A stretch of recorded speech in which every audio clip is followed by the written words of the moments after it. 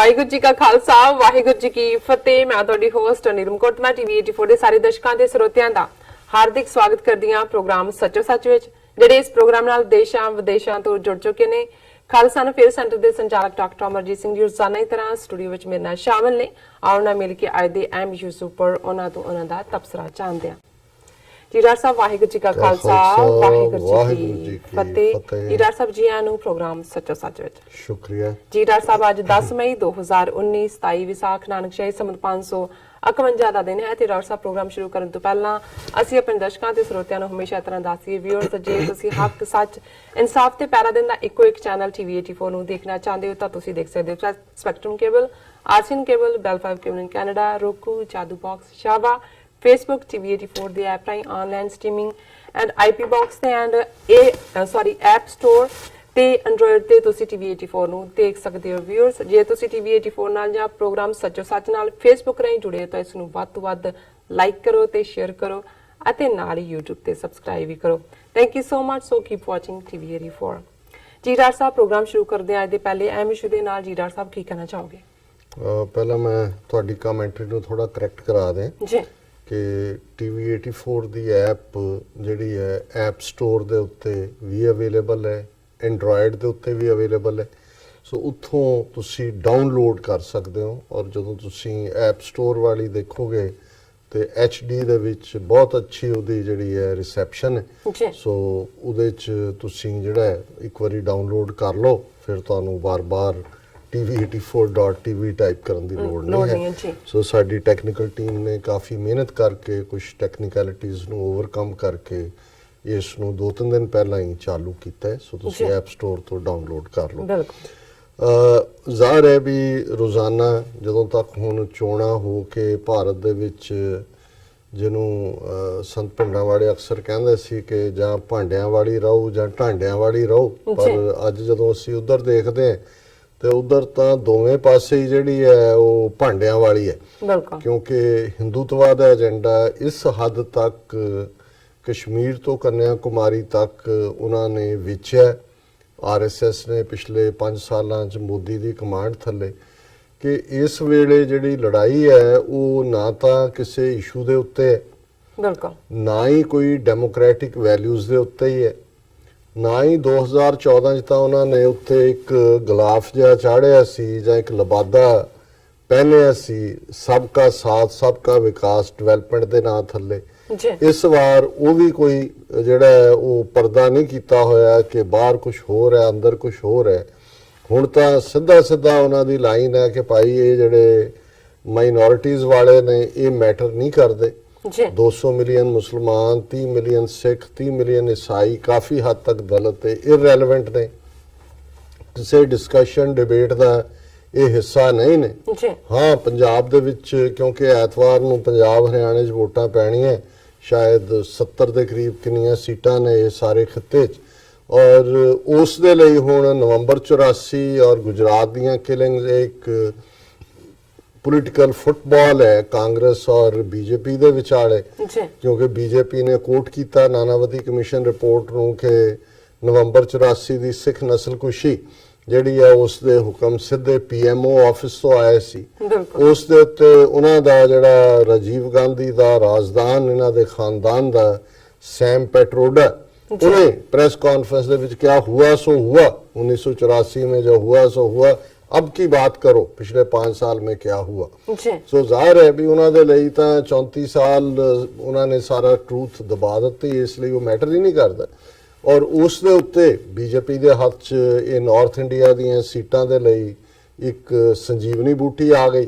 ਉਹਨਾਂ ਨੂੰ ਇਹ ਲੱਗਾ ਵੀ ਇਹ ਤੁਸੀਂ ਰੱਬ ਕਰੋ ਕਿਉਂਕਿ ਸਿੱਖ ਵੋਟ ਮੈਟਰ ਕਰਦਾ ਹੈ, ਪੰਜਾਬ 'ਚ ਤਾਂ ਹੈ ਹੀ ਹੈ, ਲੇਕਿਨ ਹਰਿਆਣਾ, ਦਿੱਲੀ, ਰਾਜਸਥਾਨ ਔਰ ਜਿਵੇਂ ਕਲੋਜ਼ ਫਾਈਟ ਹੋ ਰਹੀ ਹੈ ਉਹਦੇ 'ਚ ਕੁਛ ਥਾਵਾਂ ਤੇ ਈਵਨ ਫਿਊ ਥਾਊਜ਼ੈਂਡ ਵੋਟਸ ਜਿਹੜੀਆਂ ਨੇ ਉਹ ਡਿਸਾਈਡਿੰਗ ਵੋਟਸ ਹੋਣਗੇ।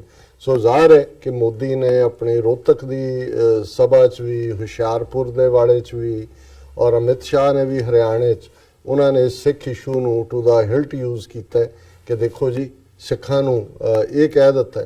ਦੂਸਰੇ ਪਾਸੇ ਕਾਂਗਰਸ ਡਿਫੈਂਸਿਵ ਗੇਮ ਤੇ ਆਈ, ਉਹਨਾਂ ਨੇ ਜਿਹੜਾ ਉਹ ਸੈਮ ਪੈਟਰੀਆ ਨੇ ਵੀ ਕਿਹਾ ਜੀ ਨਹੀਂ ਮੇਰੀ ਹਿੰਦੀ ਚੰਗੀ ਨਹੀਂ ਹੈ, मैं ये कहना चाहता सी कि जी जो हुआ बुरा हुआ, ਪਰ ਬੁਰਾ ਮੇਰੇ ਮੂੰਹ 'ਚ ਹੀ ਫਸ ਗਿਆ, ਨਿਕਲਿਆ ਨਹੀਂ ਹੈ। ਜੀ ਰਾਹੁਲ ਗਾਂਧੀ ਨੇ ਵੀ ਕਿਹਾ ਨਹੀਂ ਨਹੀਂ ਇਹ ਜਿਹੜਾ ਬਹੁਤ ਮਾੜੀ ਟ੍ਰੈਜੇਡੀ ਸੀ, ਮੇਰੀ ਮਾਂ ਨੇ ਵੀ ਮਾਫੀ ਮੰਗ ਲਈ ਸੀ, ਮਨਮੋਹਨ ਸਿੰਘ ਨੇ ਵੀ ਮੰਗ ਲਈ ਸੀ, ਔਰ ਇਹ ਦੂਜਾ ਬੇਸ਼ਰਮ ਜਿਹੜਾ ਰੈਂਟਾ ਸਿੱਖ ਅਮਰਿੰਦਰ ਹੈ, ਉਹ ਕਹਿੰਦਾ ਜੀ ਮੈਨੂੰ ਨਹੀਂ ਲੱਗਦਾ ਵੀ ਇਹ ਕਿਹਾ ਹੋਏ, ਜੇ ਉਹਨੇ ਕਿਹਾ ਹੋਏ ਤਾਂ ਬਹੁਤ ਗਲਤ ਕਿਹਾ ਜੀ ਵੀ ਹੋਰ ਤੁਸੀਂ ਹਰ ਝੂਠ ਖੱਬੇ ਸੱਜੇ ਬਣਾ ਕੇ ਵੇਚ ਰਹੇ ਹੋ, ਤੁਹਾਨੂੰ ਸ਼ਰਮ ਨਹੀਂ ਆਉਂਦੀ ਕਿ ਵੀ ਤੁਸੀਂ, ਕਿਉਂਕਿ ਰਾਜੀਵ ਗਾਂਧੀ ਨੂੰ ਡਿਫੈਂਡ ਕਰਨ ਤੇ ਲੱਗੇ ਹੋਏ ਨੇ, ਔਰ ਅਮਰਿੰਦਰ ਕਹਿੰਦਾ ਜੀ ਜੇ ਉਹਦੇ ਲਈ ਰਾਹੁਲ ਜਿਹੜਾ ਜ਼ਿੰਮੇਵਾਰ ਹੈ ਰਾਜੀਵ ਗਾਂਧੀ ਨਵੰਬਰ 84 ਲਈ, ਫਿਰ ਗੁਜਰਾਤ ਵਾਲੀ ਵੀ ਗੱਲ ਮੋਦੀ ਦੇ ਖਾਤੇ 'ਚ ਆਣੀ ਚਾਹੀਦੀ ਹੈ।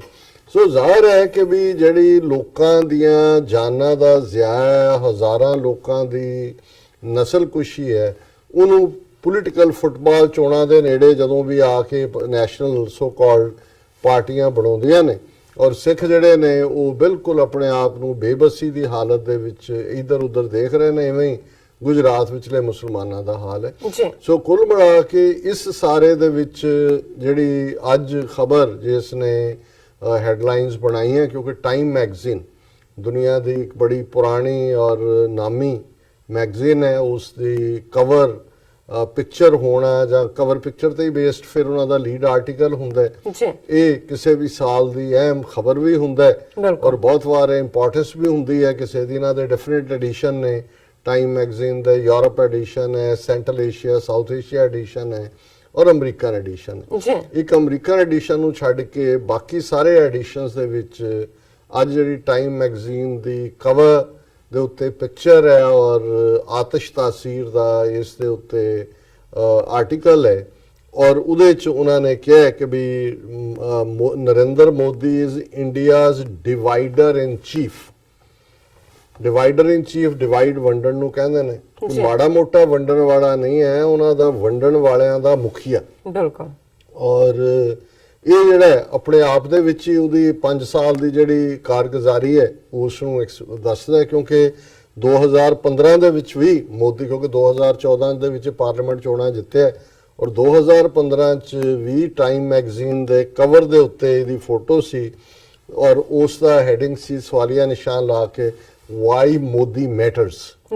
ਕਿਉਂਕਿ 2014 ਚ ਬੀਜੇਪੀ ਪਹਿਲੀ ਵਾਰ 72 ਸਾਲ ਦੇ ਭਾਰਤ ਦੇ ਇਤਿਹਾਸ ਚ, ਔਰ 1951 ਤੋਂ ਬਾਅਦ 1951 ਚ ਪਹਿਲੀ ਵਾਰੀ ਪਾਰਲੀਮਾਨੀ ਚੋਣਾਂ ਹੋਈਆਂ, ਉਹ ਆਪਣੇ ਬਲਬੂਤੇ ਤੇ ਬੀਜੇਪੀ ਬਿਲਕੁਲ ਜਿਹੜੀ ਹੈ ਉਹਨੂੰ ਕਿਸੇ ਦੀ ਲੋੜ ਤੋਂ ਬਿਨਾਂ ਮੈਜੋਰਿਟੀ ਦੇ ਵਿੱਚ ਆਈ ਸੀ, ਔਰ ਉਦੋਂ ਉਹਨਾਂ ਦਾ title C Y Modi matters.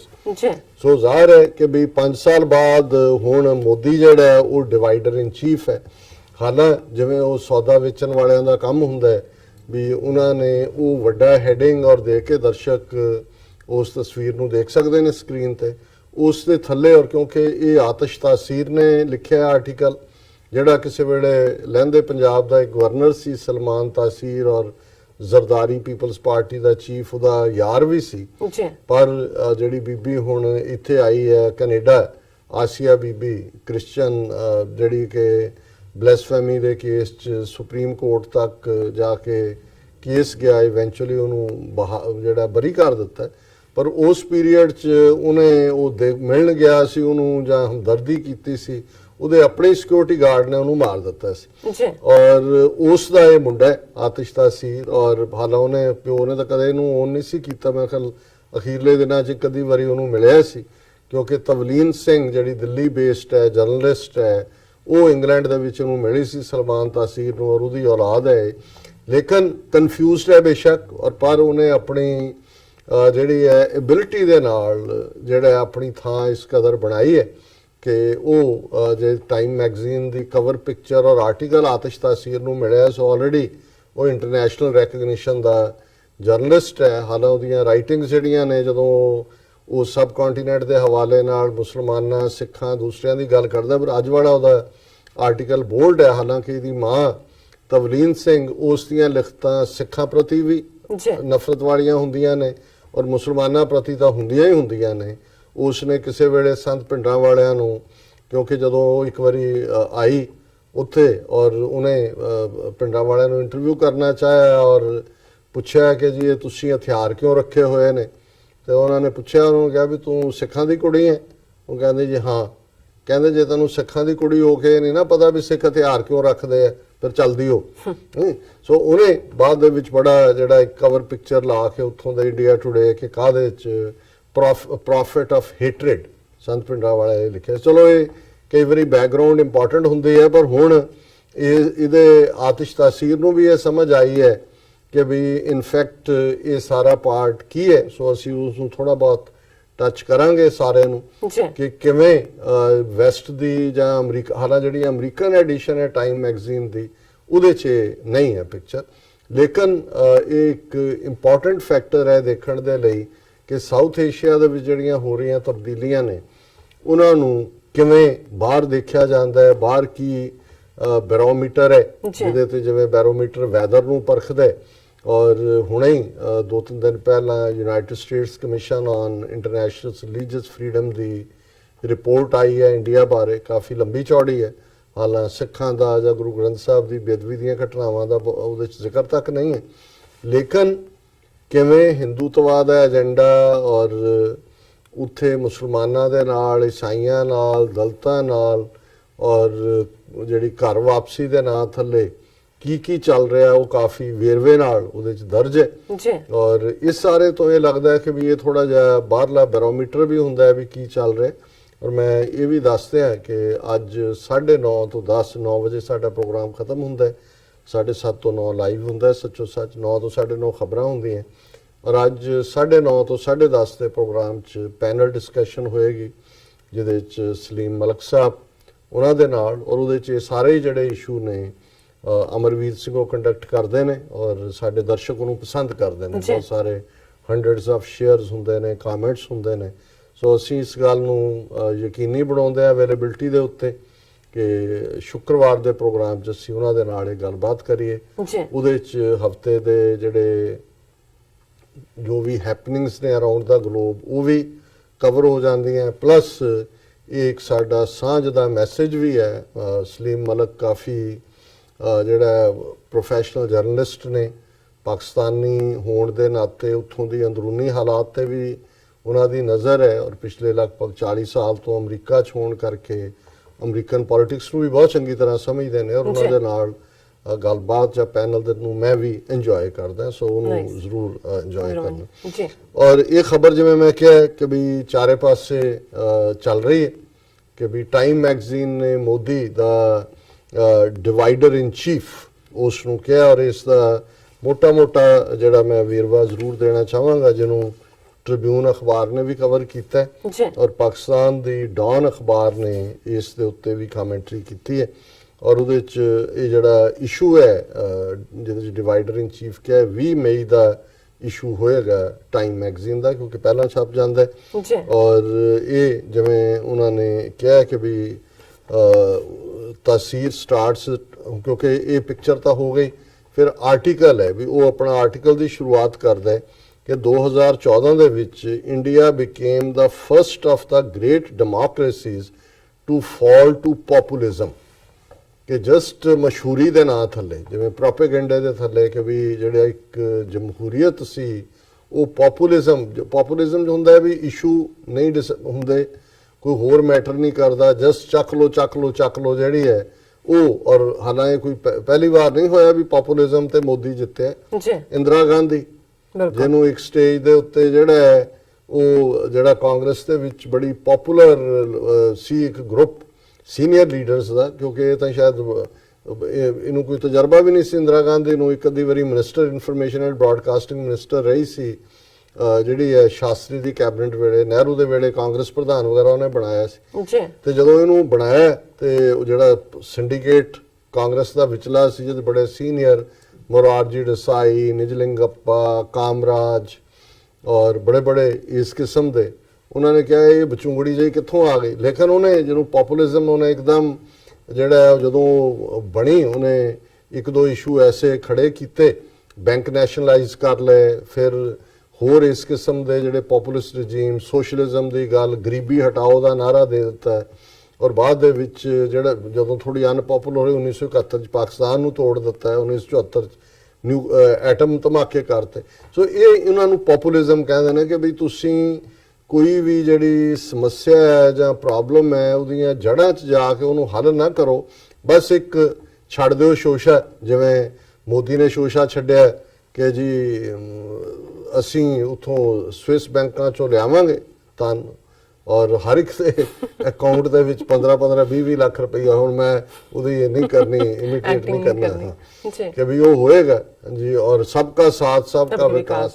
सो ਇਹ ਉਹਨੇ ਸ਼ੁਰੂਆਤ ਇਥੋਂ ਕੀਤੀ। According to him Modi won those elections riding on the hope, but this time whatever else might be said, hope is off the menu। ਇਹ ਠੀਕ ਹੈ ਬਿਲਕੁਲ ਕਿ ਉਦੋਂ ਉਹਨੇ ਲੋਕਾਂ ਦੇ ਵਿੱਚ ਇੱਕ ਹੋਪ ਜਨਰੇਟ ਕਰ ਦਿੱਤੀ। ਵੈਸੇ ਵੀ ਮਨਮੋਹਨ ਸਿੰਘ ਨੂੰ 10 ਸਾਲ ਹੋ ਗਏ ਸੀ, ਉਹ ਵਿਚਾਰਾ ਬਿਲਕੁਲ ਹੀ ਜਿਹੜਾ ਉਹ ਹੌਲੀ ਹੌਲੀ ਬੋਲਦਾ ਸੀ। ਹਾਲਾਂਕਿ ਇਕਨੋਮਿਕਲ ਪ੍ਰੋਗਰੈਸ ਇੰਡੀਆ ਨੇ ਕੀਤੀ, ਔਰ ਉਹਨੂੰ ਆਪਣੇ ਆਪ ਨੂੰ ਛੱਡ ਕੇ ਕੋਈ ਵੀ ਐਸਾ ਨਹੀਂ ਸੀ ਜਿਹੜਾ ਕਰਪਸ਼ਨ ਦੇ ਸਕੈਂਡਲ 'ਚ, ਔਰ ਉਹ ਵੀ ਬਿਲੀਅਨਸ ਆਫ ਰੁਪੀਜ਼ ਦਾ IT ਸੈਕਟਰ 'ਚ ਦੂਸਰੇ ਤੀਸਰੇ ਇੰਨੇ ਸਕੈਂਡਲ 4 ਚੁਫੇਰੇ ਸੀ। ਔਰ ਇਹਨਾਂ ਨੇ ਵੀ ਆਪਣੇ ਜਿਹੜੇ ਉਹ ਰੱਖੇ ਸੀ, ਅੰਨਾ ਹਜ਼ਾਰੇ ਲਿਆ ਕੇ ਬਿਠਾਤਾ, ਰਾਮਦੇਵ ਬਿਠਾਤਾ, ਉਹ ਤਾਂ ਸਲਵਾਰ ਪਾ ਕੇ ਦੌੜਿਆ, ਫਿਰ ਅੰਨਾ ਹਜ਼ਾਰੇ ਲੈ ਆਉਂਦਾ। 24/7 TV ਚੈਨਲ ਚੱਲ ਰਹੇ ਨੇ।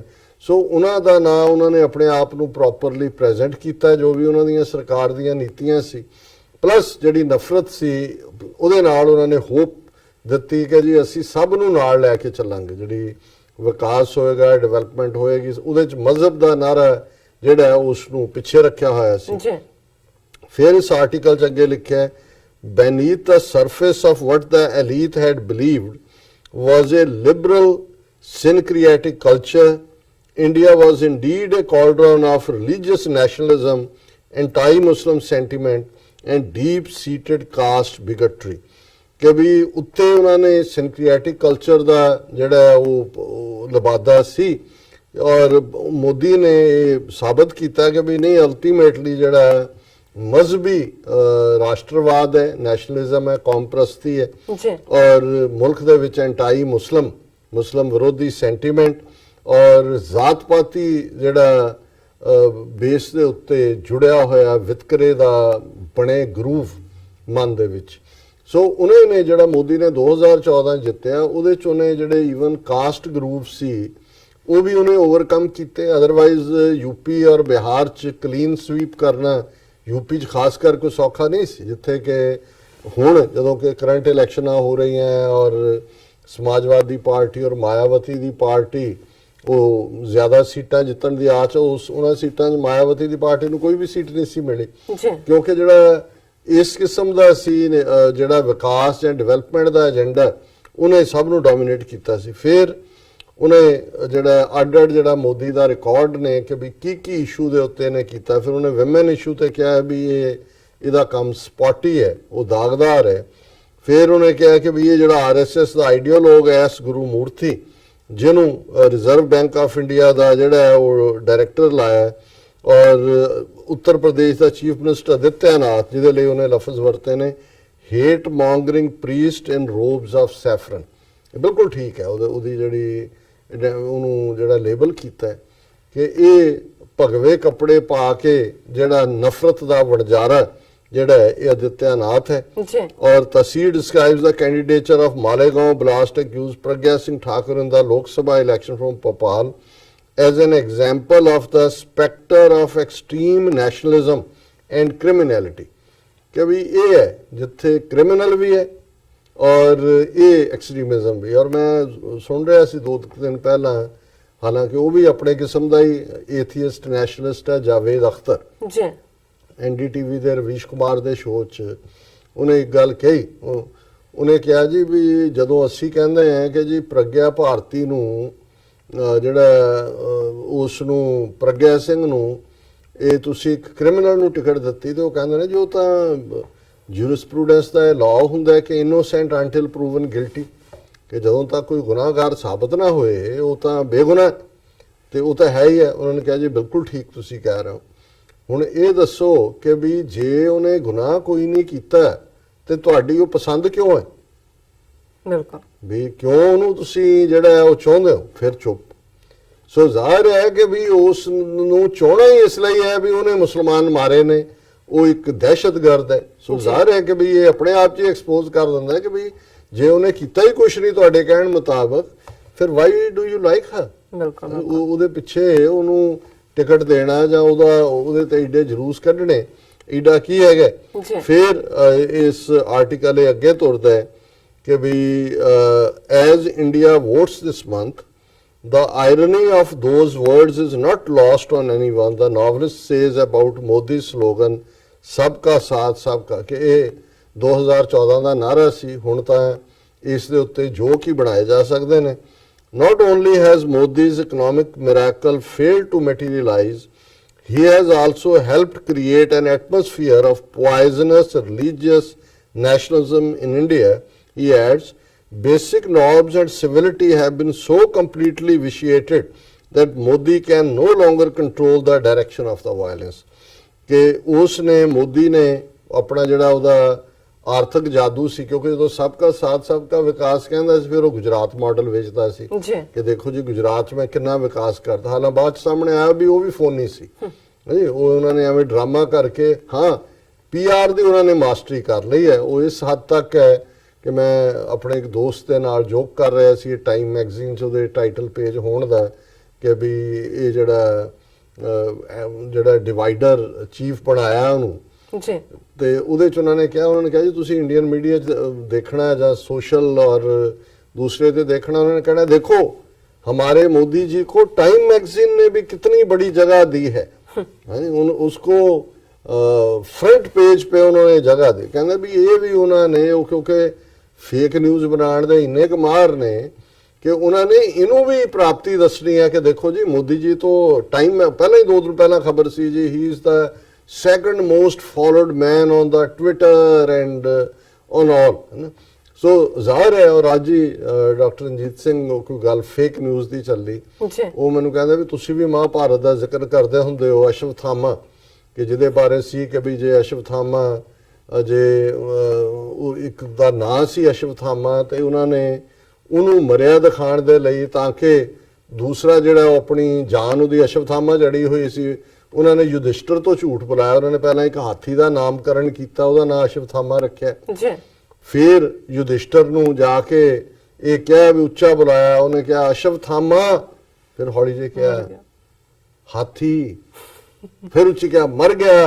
ਤੇ ਜਿਹਦੇ ਤੱਕ ਖਬਰ ਪਹੁੰਚਾਣੀ ਸੀ ਉਹਨੂੰ ਹਾਥੀ ਤਾਂ ਸੁਣਿਆ ਨਹੀਂ ਕਿਉਂਕਿ, ਔਰ ਮਰ ਗਿਆ। ਉਹਨਾਂ ਨੇ ਕਿਹਾ ਜੀ ਇਹ ਵੀ ਤਾਂ ਫੇਕ ਨਿਊਜ਼ ਸੀ। ਮੈਂ ਕਿਹਾ ਜੀ ਗੱਲ ਤਾਂ ਠੀਕ ਹੈ ਵੀ ਇਹ ਤਾਂ ਅੱਜ ਤਾਂ ਹੁਣ ਚਲੋ ਐਪਸ ਆ ਗਈਆਂ, WhatsApp ਯੂਨੀਵਰਸਿਟੀ ਔਰ ਦੂਸਰਿਆਂ ਦੇ ਉੱਤੇ ਫੈਲਾਉਂਦੇ ਨੇ, ਇਹ ਤਾਂ ਪਿਓਰ ਹੈ ਨੇ ਇਸ ਗੱਲ ਦੇ। ਇਹਨਾਂ ਤੇ ਮਹਾਭਾਰਤ ਹੀ ਸਾਰਾ ਜਿਹੜਾ ਮਹਾਭਾਰਤ ਹੀ ਜਿੱਤਿਆ ਇਹਨਾਂ ਨੇ ਫੇਕ ਨਿਊਜ਼ ਦੇ ਸਿਰ ਤੇ। ਔਰ ਉਹਦੇ ਲਈ ਕਿਵੇਂ ਫੇਕ ਨਿਊਜ਼ ਕਰਨਾ ਹੈ, ਕਿਵੇਂ ਟਰਨ ਅਰਾਊਂਡ ਕਰਨਾ ਹੈ, ਕਿਵੇਂ ਝੂਠ ਬੋਲਣਾ ਹੈ। ਔਰ ਉਸੇ ਝੂਠ ਦੇ ਉੱਤੇ ਹੀ ਬਬਨੀ ਨਹਿਰੂ ਨੇ ਜਦੋਂ ਉਹਨੂੰ ਉਹਦੇ ਇਕਰਾਰ ਯਾਦ ਕਰਵਾਏ ਸਿੱਖ ਲੀਡਰਾਂ ਨੇ, ਤੇ ਉਹਨੇ ਬੜੀ ਬੇਸ਼ਰਮੀ ਦੇ ਨਾਲ ਕਿਹਾ ਸੀ ਕਿ ਬਾਤ ਐਸੀ ਕੀਜੀਏ ਹਰ ਬਾਤ ਕੇ 100 ਪਹਿਲੂ ਹੋ, कोई पहलू तो रहे बात बदलने के लिए। तुसी 1000 उदे पहलू रखो, फिर कहा हमने ऐसे तो नहीं कहा था, हमारा ये मतलब तो नहीं था।